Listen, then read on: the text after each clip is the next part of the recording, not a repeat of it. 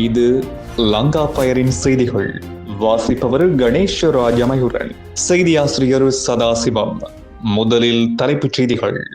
கொடிகாமம் கொலை சம்பவம் தொடர்பில் இருவருக்கு மரண தண்டனை, அதிரடி தீர்ப்பு. ஆபத்தான முறையில் ஒந்துருளிகளில் பயணிப்போரை கைது செய்ய காவல்துறையினருக்கு உத்தரவு. நெடுந்தீவு அருகே 7 தமிழக கடல் தொழிலாளர்கள் கடற்படையால் கைது. முன்னறிவிப்பின்றி பணி புறக்கணிப்பு, இருளில் மூழ்கும் அபாயத்தில் இலங்கை. இன்று அனைத்து பாடசாலைகளும் மீண்டும் திறப்பு, முதலாம் தவணையின் 2ஆம் கட்டம் ஆரம்பம். 19 நாட்களில் 120 உயிர்கள் பலி, வீதி விபத்துக்கள் குறித்து எச்சரிக்கை. 23ஆம் தேதி முதல் வானிலையில் ஏற்படவுள்ள மாற்றம். இனி விரிவான செய்திகள். யாழ்ப்பாணம் கொடிகாமம் மந்தைவெளி பகுதியில் கடந்த 2010ஆம் ஆண்டு இடம்பெற்ற கொலை சம்பவம் தொடர்பில் குற்றம் சாட்டப்பட்ட இருவருக்கு மரண தண்டனை விதிக்கப்பட்டுள்ளது. இந்த வழக்கு இன்றைய தினம் யாழ்ப்பாண மேலதிபர் நீதிபதி சூசைதாஸ் முன்னிலையில் விசாரணைக்காக எடுத்துக் கொள்ளப்பட்ட வேளையில் இந்த தீர்ப்பு வழங்கப்பட்டுள்ளது. கடந்த 2010ஆம் ஆண்டு டிசம்பர் மாதம் 16ஆம் தேதி அன்று மந்தைவெளி கொடிகாமம் பகுதியில் 60 வயதினையுடைய குடும்பஸ்தர் ஒருவர் கோடாரியால் தாக்கப்பட்டு கொலை செய்யப்பட்டார். இது தொடர்பான வழக்கு விசாரணை நீண்ட காலமாக யாழ்ப்பாண மேலதிபரத்தில் இடம்பெற்று வந்தது. இந்த நிலையில் இந்த சம்பவம் தொடர்பான சாட்சியங்கள் மற்றும் ஆதாரங்களை ஆராய்ந்த நீதிபதி மந்தைவெளி பிரதேசத்தைச் சேர்ந்த இருவர் குற்றவாளிகளாக அடையாளம் காணப்பட்டதோடு அவர்களுக்கு மரண தண்டனை விதித்து தீர்ப்பளித்துள்ளார்.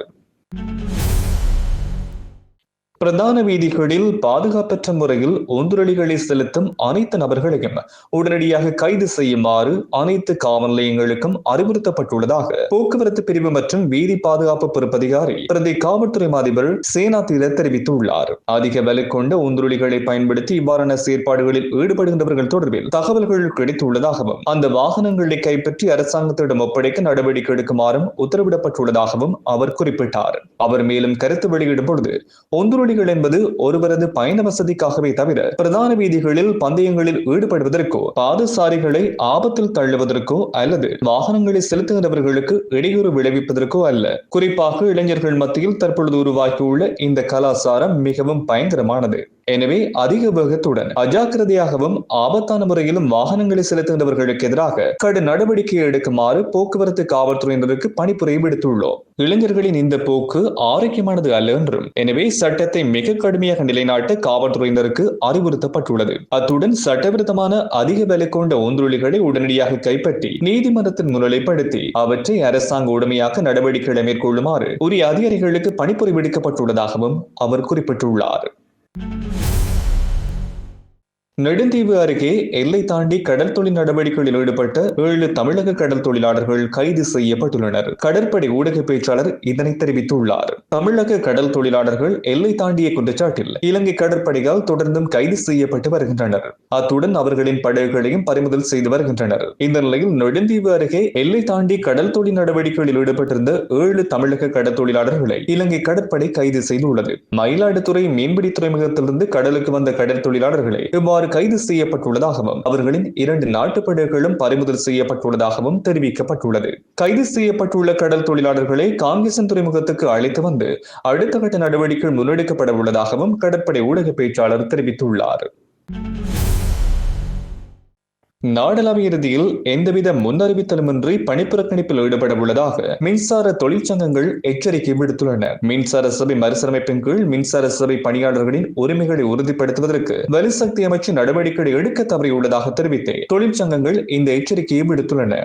இதன்படி பொறியியலாளர் சங்கம், தொழில்நுட்ப பொறியியலாளர் மற்றும் அதிகாரிகள் சங்கம், போக்குவரத்து ஊழியர் சங்கம், அலுவலக சேவை சங்கம், கூட்டு மின்சார சங்கம், அழைப்பு மைய இயக்குநர்கள் சங்கம் மற்றும் பாதுகாப்பு வலுவூட்டல் மன்றம் உள்ளிட்ட தொழிற்சங்கங்களை இவ்வாறு போராட்டத்தில் ஈடுபட உள்ளதாக அறிவித்துள்ளன. இலங்கை மின்சார சபையை முற்றாக நீக்குவதற்கான வர்த்தமானி அறிவித்தலில் கையெழுத்திடுவதற்கு சகல ஏற்பாடுகளும் செய்யப்பட்டுள்ளதாக தங்களுக்கு தகவல் கிடைத்துள்ளதாக இலங்கை மின்சார சபை சுதந்திர சேவை சங்கத்தின் பொதுச் செயலாளர் பிரபாத் பிரியந்த தெரிவித்துள்ளார். இந்த வர்த்தமானி அறிவித்தலை வெளியிடுவதை ஒத்திவைக்குமாறு வலுசக்தி அமைச்சரையும் அரசாங்கத்தையும் வலியுறுத்துவதாகவும் அவர் தெரிவித்துள்ளார். இலங்கையில் உள்ள அனைத்து அரசு மற்றும் அரசு அங்கீகாரம் பெற்ற தனியார் பாடசாலைகளின் 2026ஆம் கல்வியாண்டுக்கான முதலாம் தவணையின் 2ஆம் கட்ட கல்வி நடவடிக்கைகள் இன்று ஆரம்பமாகின்றன. உயர்தர பரீட்சையின் எஞ்சிய பாடங்கள் அனைத்தும் நிறைவடைந்ததை அடுத்து இன்று அனைத்து பாடசாலைகளும் மீண்டும் திறக்கப்படுவதாக கல்வி அமைச்சு தெரிவித்துள்ளது. டிட்வா சூறாவளி காரணமாக பாதிக்கப்பட்ட பகுதிகளில் உள்ள ஒரு சில பாடசாலைகளை தவிர ஏனைய அனைத்து பாடசாலைகளிலும் கல்வி நடவடிக்கைகள் ஆரம்பிக்கப்பட்டுள்ளதை கல்வி அமைச்சு உறுதிப்படுத்தியுள்ளது. இதற்கமைய தரம் 6 மாணவர்களுக்கான உத்தியோகபூர்வ கல்வி நடவடிக்கைகள் இன்று முதல் ஆரம்பிக்கப்படுகின்றன. எனினும் முதலாம் தரத்துக்கு புதிதாக இணைந்து கொள்ளும் மாணவர்களுக்கான உத்தியோகபூர்வ கல்வி நடவடிக்கைகள் ஜனவரி மாதம் 29ஆம் தேதி ஆரம்பமாக உள்ளதாக கல்வி அமைச்சு அறிவித்துள்ளது. முன்னதாக பாடசாலை நேரத்தை நீடிக்க திட்டமிடப்பட்டிருந்த போதிலும் தற்போதைய சூழலை கருத்தில் கொண்டு வழமையான நேரமான காலை 7:30 மணி முதல் பிற்பகல் 1:30 மணி வரையில் பாடசாலைகள் இயங்கும் என்றும் அறிவிக்கப்பட்டுள்ளது.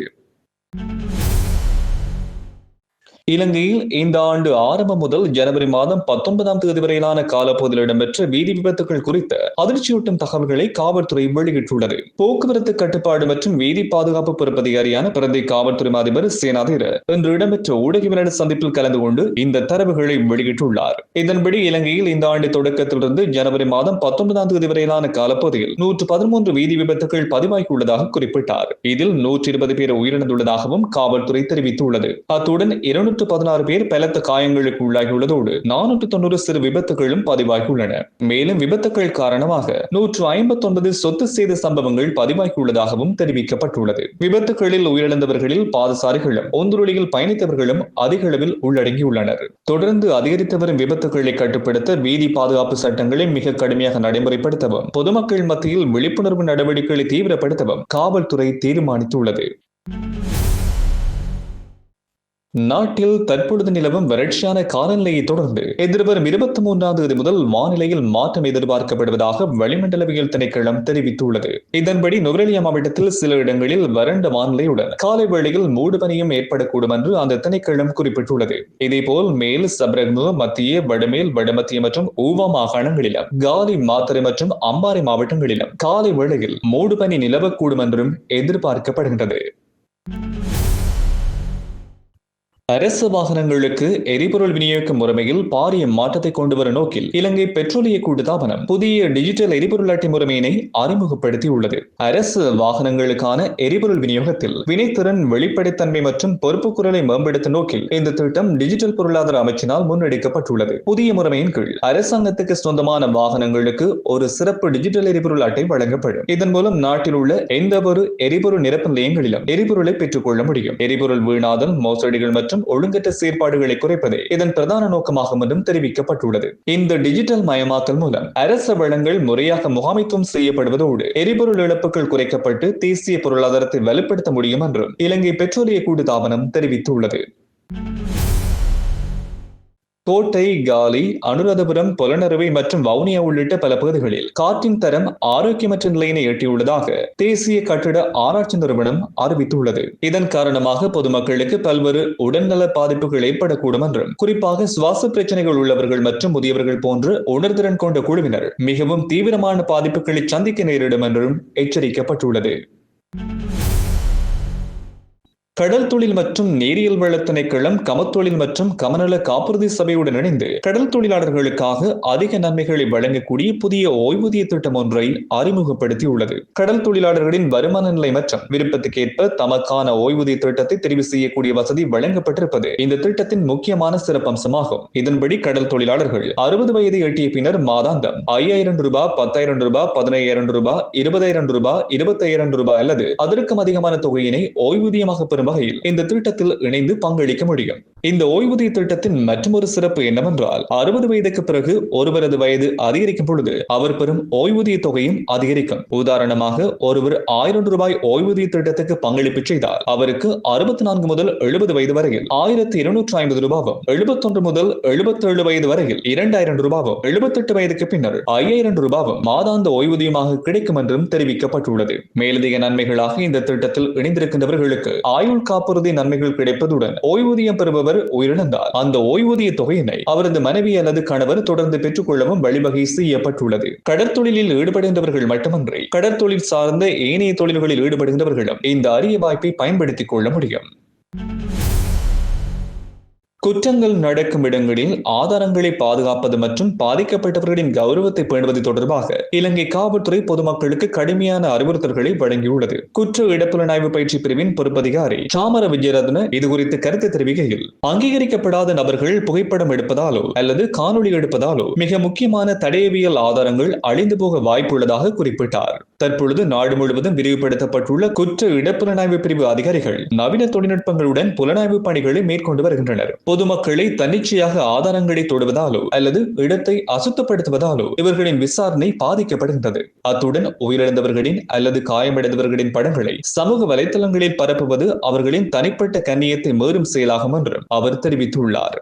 இந்த நிலையில் குற்ற இடங்களுக்கு இடையூறு விளைவிப்பது அல்லது ஆதாரங்களை சிதைப்பது சட்டப்படி தண்டனைக்குரிய குற்றமாகும். குறிப்பாக கொலை போன்ற பாரிய குற்றங்களில் ஆதாரங்களை சிதைக்கின்றவர்களுக்கு நீண்டகால சிறை தண்டனை வழங்கப்பட வாய்ப்புள்ளது. குற்ற இடங்கள் எவ்வளவு குழப்பமாக தெரிந்தாலும் புலனாய்வு அதிகாரிகள் வரும் வரையில் எதையும் மாற்ற வேண்டாம். காவல்துறை அதிகாரிகள் தங்களது கடமையை செய்ய முழுமையான ஒத்துழைப்பை வழங்க வேண்டும் என்று அவர் வலியுறுத்தியுள்ளார். அத்துடன் நீதி நிலைநாட்டப்பட வேண்டுமானால் உண்மையான ஆதாரங்கள் சிதையாமல் இருப்பதை உறுதிப்படுத்துவது ஒவ்வொரு குடிமகனின் கடமையாகும் என்றும் அவர் குறிப்பிட்டுள்ளார்.